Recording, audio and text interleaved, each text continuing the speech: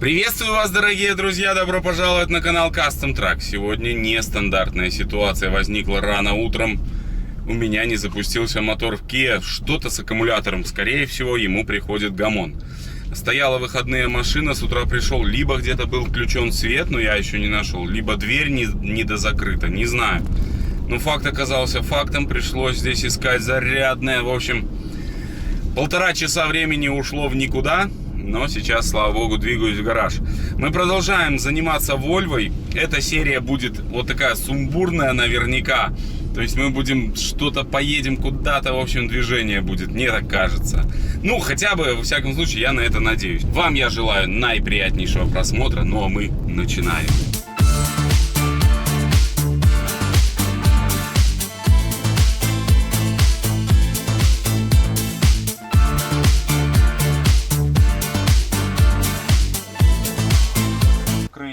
Красочкой щитки черной и немножко подкрасить оси. Это наша сейчас задача. Завтра, возможно, мы поедем на поверку тахографа. Сейчас будем записываться, скажем так. И, в принципе, я думаю, серия будет интересная. Эта серия будет уже с движухой, с поездками. Хотя бы немножко уже разбавим нашу вот рутинную работу над покраской и подготовкой этих всех механизмов. Прицепа и Volvo, я имею в виду. Текст туго идет сегодня. У тебя были Сними веселые выходные. Да, выходные были на самом деле скучные. Это связано с продажей Урала. Но эту тему я предлагаю закрыть вообще и больше к ней не возвращаться.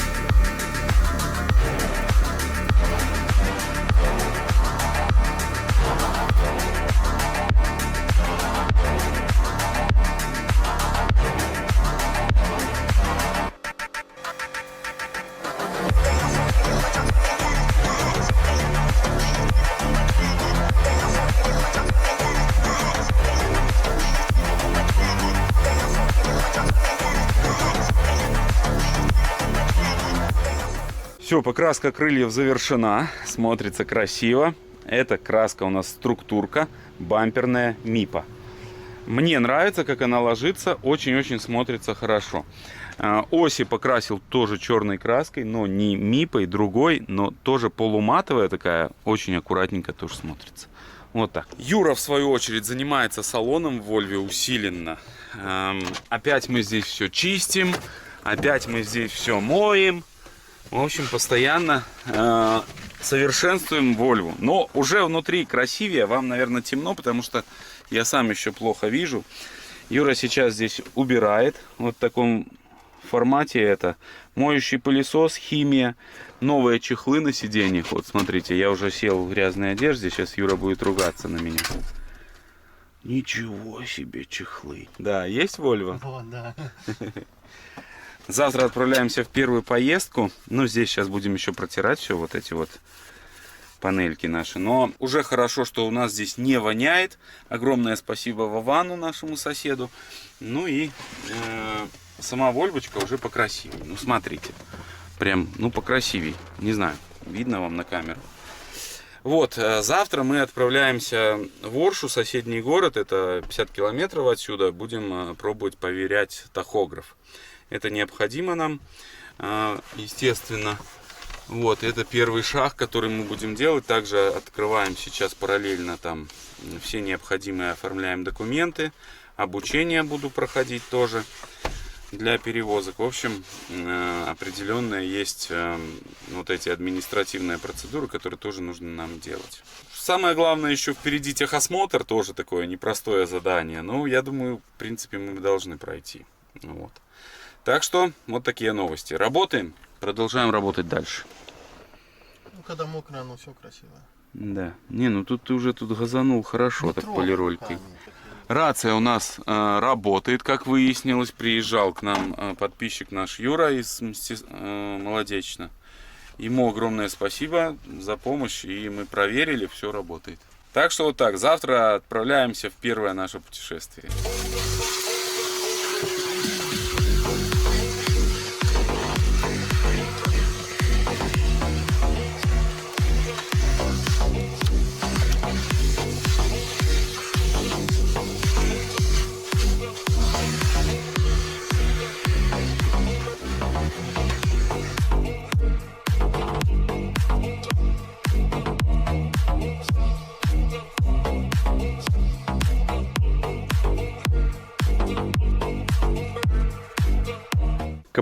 Копошились здесь, нашли, что на одном ресивере еще лента тоже лопнутая, сейчас ее подварили. Подгоняли Вольву, перепроверяли всю проводку, докупили еще один кабель.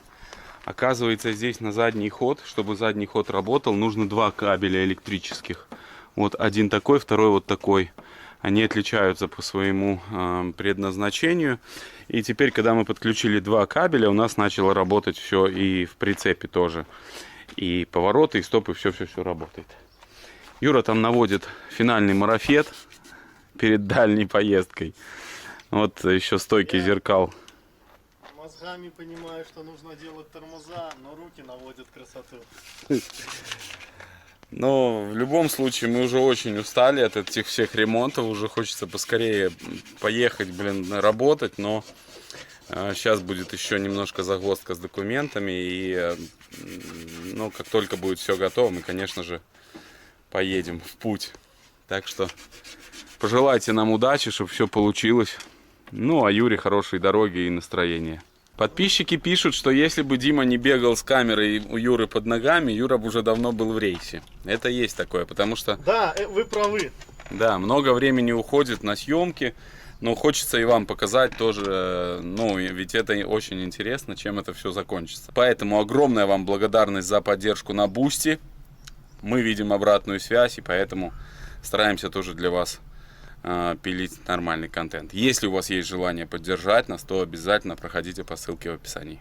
И выбирайте подходящий для себя тип подписки. По ней вы будете получать оперативную информацию о том, чем мы занимаемся каждые 2-3 дня. Вот только что я снимал для Бусти, что у нас завтра выезд на поверку тахографа. Так что вот так. Утро следующего дня. Юра подъезжает, и мы выезжаем в Оршу. Наша Вольва, красавица. Профессиональный водитель. Тормози локтем. Ну как ты доехал? Все нормально, немножко не убрано здесь. Все отлично. Значит, у нас новые чехлы, новые шторы и новый водитель. Поехали. Слушай, нормально у тебя получается рулить. Надо руль тебе подправить только. Видишь, как он некрасиво стоит? Я знаю, я же сижу. Нужно все подправить. Сейчас подправим.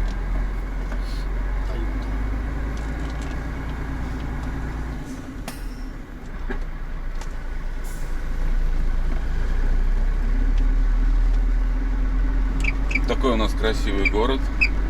Скрипит все равно, да? Ну, не важно, я его найду. Вот здесь где-то скрипит.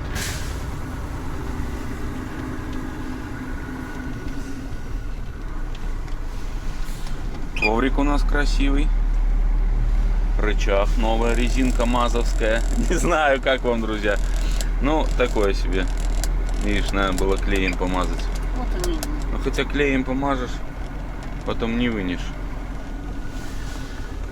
Так, ну что ж, Орша находится в 50 километрах. Сейчас мы чуть-чуть проедем, освоимся и, конечно же, включимся еще, я думаю, не раз. Мы уже выезжаем на трассу Е95. Направо у нас будет Питер, налево Одесса.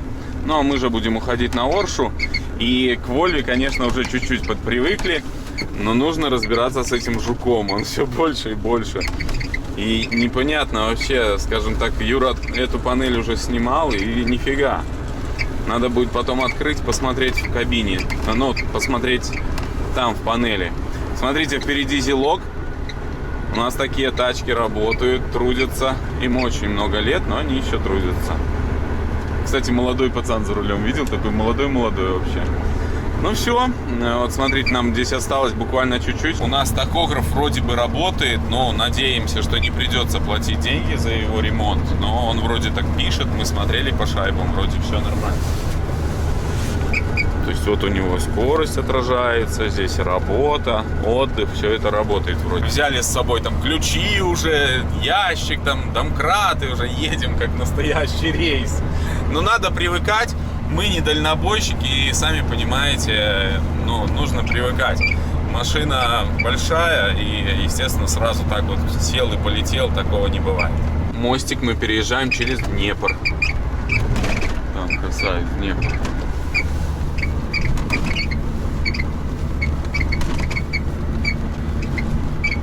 Классно было бы здесь иметь, конечно же, такую дачу на берегу Днепра. Все, тахограф нам поверили, выдали бумажку такую о соответствии, все в норме. Тахограф у нас, оказывается, еще рабочий, все в порядке. Так что это хорошая новость. Сейчас мы выдвигаемся уже домой и будем продолжать заниматься ремонтом нашей Volvo.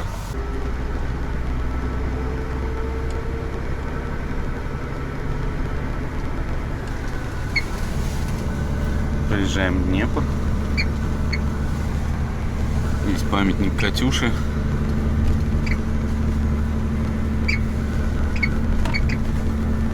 Красота.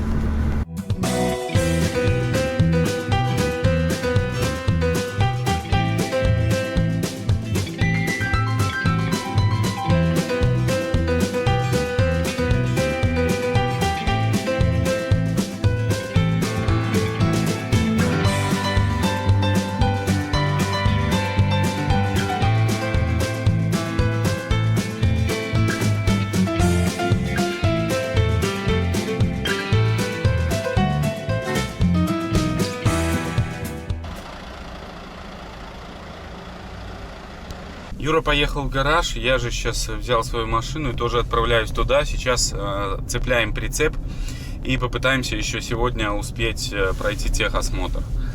По сути, у нас все готово, единственное, нужно подключить прицеп и проверить все светоприборы, чтобы они все работали.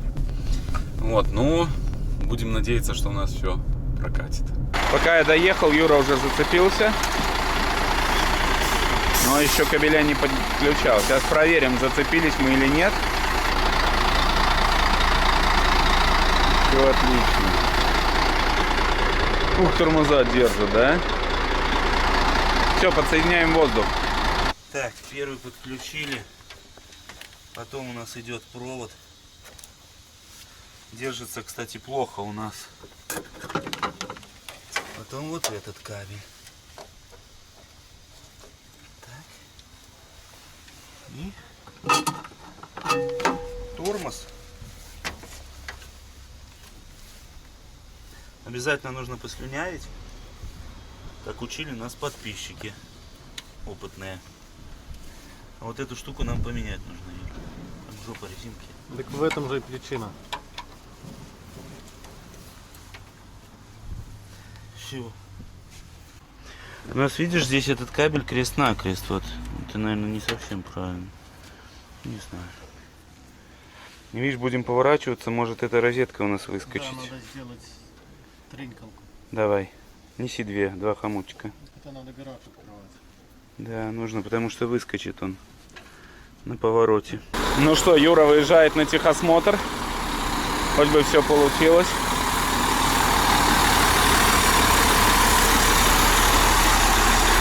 Первые метры нашей Volvo.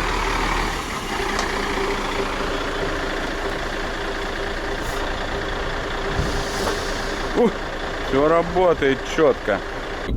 К сожалению, не прошли мы техосмотр, болтается шкворень, еще там пару нюансов, фара светит высоко. Ну, в общем, у нас есть система, при которой ты можешь устранить эти неисправности и заехать еще раз, уже дешевле, и все уже перепроверить тебя. То есть перепроверит именно те моменты, которые возникли во время техосмотра. Так что сейчас будем устранять болтанку в шкварне. Юра уже вот-вот подъедет с техосмотра, и будем продолжать наш ремонт Volvo. Вот он стучит уже фитингами.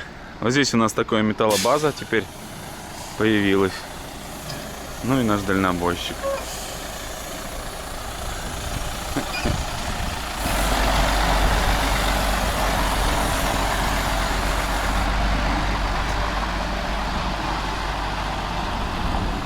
Ох, сейчас ему будет хорошо под правую руку заезжать к нам на базу.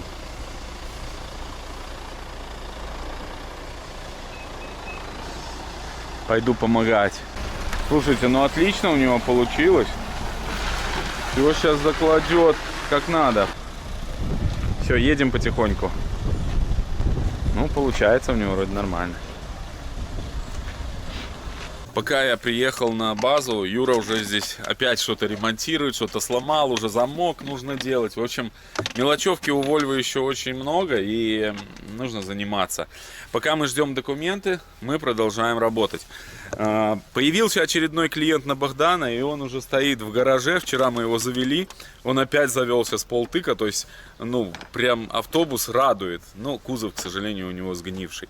Еще закисло сцепление, поэтому нам нужно сделать сцепление, чтобы человек мог спокойно уехать на этом автобусе. Так что сейчас сделаем замок, обшивочку поставим и пойдем заниматься Богданом. Сделали мы сцепление в Богдане, как выяснилось, просто очень сильно лопнул шланг. Ну, можно сказать, он сгнил. Вот. В таком виде. Сейчас все собрали, поставили новый цилиндрик, чтобы новому владельцу было все хорошо. Вот такую карточку нашел. Я молодой. Ну, это уже очень-очень было давно. Иди покажи еще свой подарок в автобусе. Не, Матвеюшке? Да, покажи. Вот, Матвей был маленьким, нарисовал мне вот такой автобус.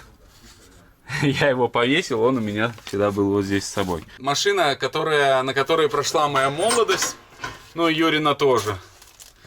Вот, и он тоже со слезами на глазах прощается с этим автобусом.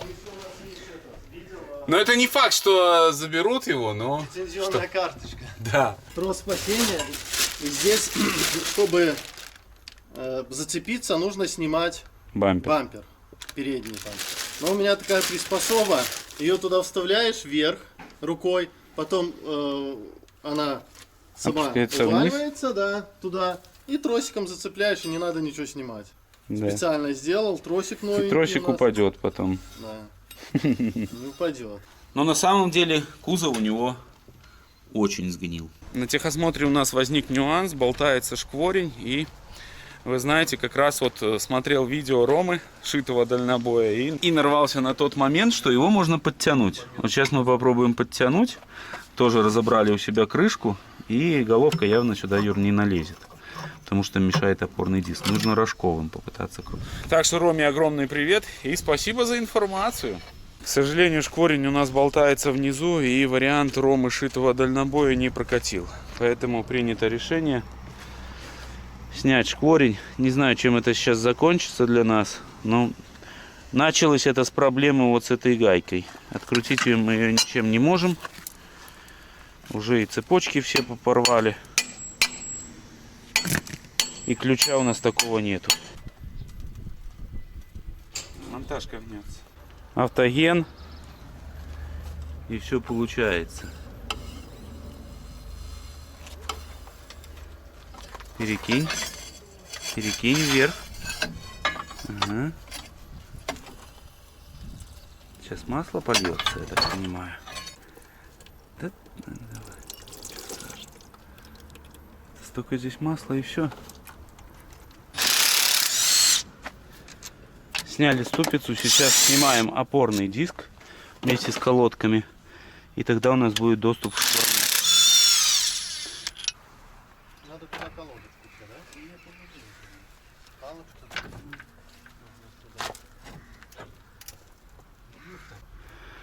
Нет, Давай откручивай, будем смотреть, что у нас тут ждет, какие нас здесь ждут приключения. Нажимал, глаза на лоб лезли. Теперь отжимай. У тебя, наверное, головка есть, Юр. Вот это советская, не? Не.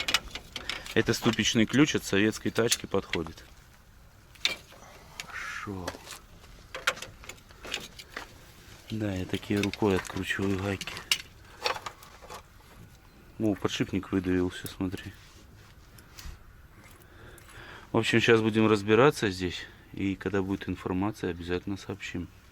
Ну, как и предполагалось, выбить корень будет не так просто. Сейчас будем греть усиленно его, потому что уже пробовали тут и деревяшками. Все это фигня, надо греть. Вот, закрутили гайку обратной стороной, будем греть сейчас. Пришлось нам поднять кабину, чтобы был хороший удар, но выбили шкворень. Снизу стоит пластиковая втулка, сверху подшипник. И, ну, шкворень здесь, он сейчас горячий, я не могу его, к сожалению, тут что-то с ним делать. Ну, покажу чуть позже. Сейчас будем снимать цапфу саму, наконечники. И будем смотреть, что там с нижней втулкой. Потому что пластиковая там, конечно, это хлам. Но это завод, он так придумал, возможно, это правильно. Друзья, все как вы любите. Токарные работы. Подгоняем мазовскую втулку под шкворень. Сейчас расскажу подробнее. Сняли мы цапфу. Нижняя втулка разбита.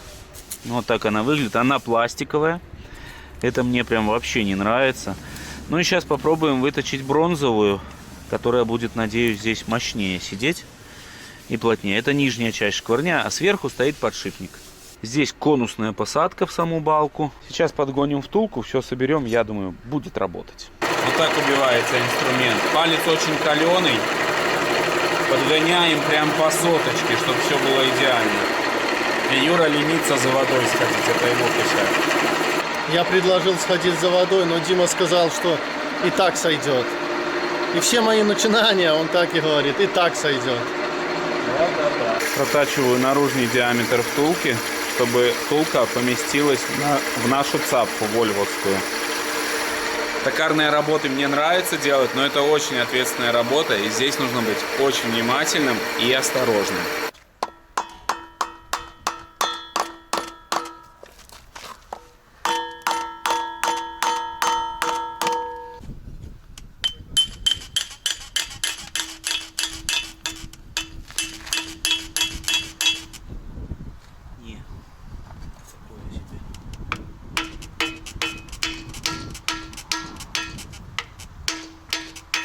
В чем проблема? У нас есть небольшая эллипсность в самой цапфе. И когда забиваешь палец, то он вот здесь держит и здесь. А вот здесь свободно. То есть, ну, из-за эллипсности у нас возникла проблема, что палец не влазит. А так все, втулочка налазила без проблем. И даже был чуть-чуть зазорчик. И сейчас вот забили, и она уже села плотно. Все, шкворень подогнан. Осталось его только установить. Сейчас этим займемся. Ну и результат работы, мне кажется, отличный. Не зря я 20 лет отработал токарем на заводе. А Юра на автосервисе тоже 20-ку в Вольвовском.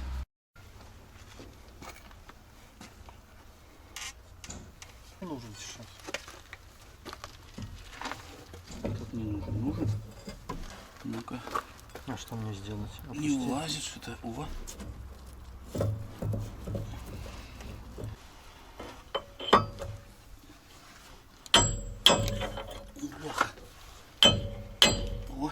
Назад вываливается? Нет.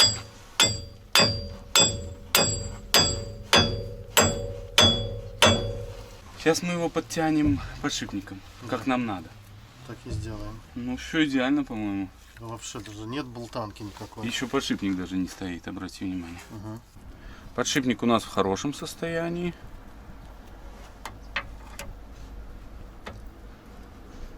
А шкворень не очень.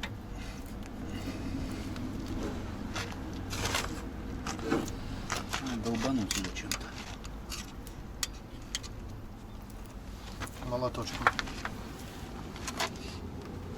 у тебя два. Не надо мне такие молотки. Они далеко летят.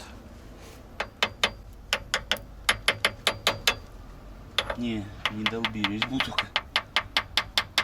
Да, не долбится. Выключай. Это ж главное. Выключай.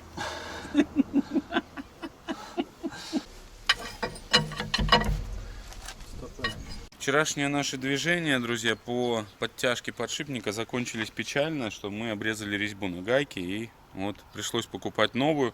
Это гайка с МТЗ. Теперь она будет жить в Volvo. Оригинальная гайка, вообще один в один, просто-напросто. Сейчас будем пережимать подшипник и скорее собирать, потому что уже тоже силы на исходе. Да, Юра? Нет, я полон энергии. Обманывает. Вырубай. Все, зажали, пока что не обрезалось. Надеемся на успех.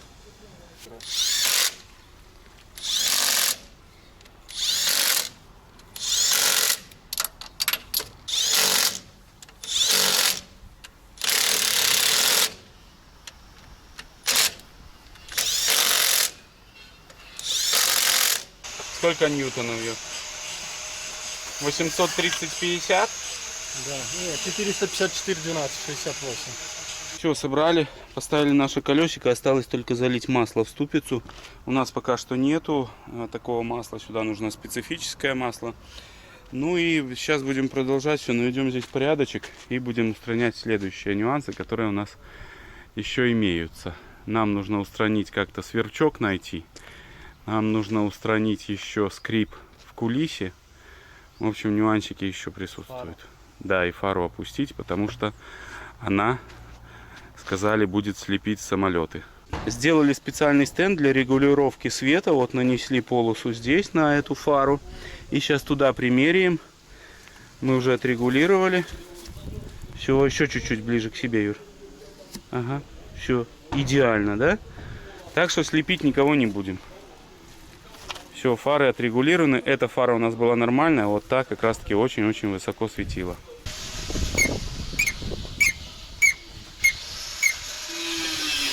Мы нашли сверчка, который скрипит. Сейчас снимем панель.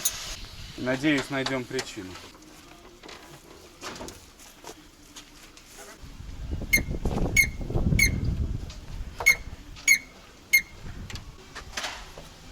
Шатайте вдвоем. Сюда только упирайся.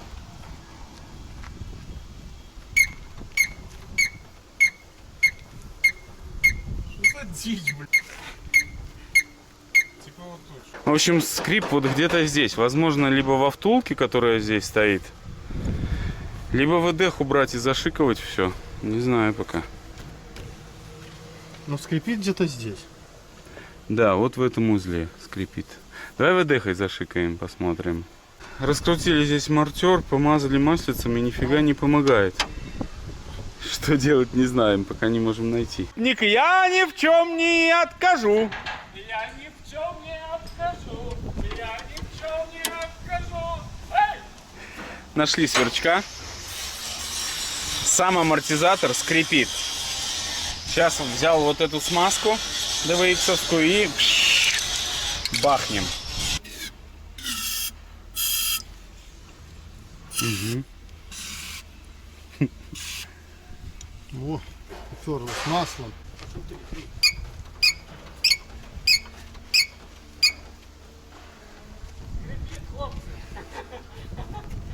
Скрипит, Спасибо. потер, да лезет ло. Блин, да что ж делать-то? Причину писка мы нашли, это амортизатор, но устранить ее мы пока что не можем. Будем надеяться, что притрется. Залили все маслом, тщательно-тщательно. И будем надеяться на чудо.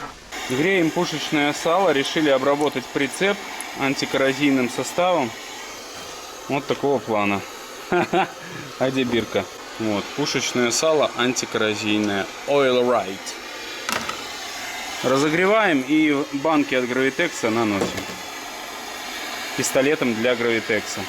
Варим кашу, как в детстве. А вы в детстве, друзья, варили на стройках кашу? Малашу. Я не знаю, как мы выжили в нашем детстве. Котлованы, заполнены водой, фундамент, а мы бегаем вокруг вот так догонялки. Это просто дичь. Я не представляю, как мы выжили в таком. Результат обработки вот такой. Не знаю, насколько он эффективен, но он вот таким ложится слоем толстеньким. И я думаю, будет защищать, наверное. Ну, во всяком случае, на душе спокойнее, когда так обработал. Эту часть тоже зальем пушечным салом. Пусть будет лучше залито, чтобы не так ржавело. Здесь вообще страхи у нас были. Сейчас обработаем, и останется нам мелочевочку здесь подтянуть, о которой я уже вам расскажу, возможно, даже в следующих сериях. Ну, а сейчас самое интересное.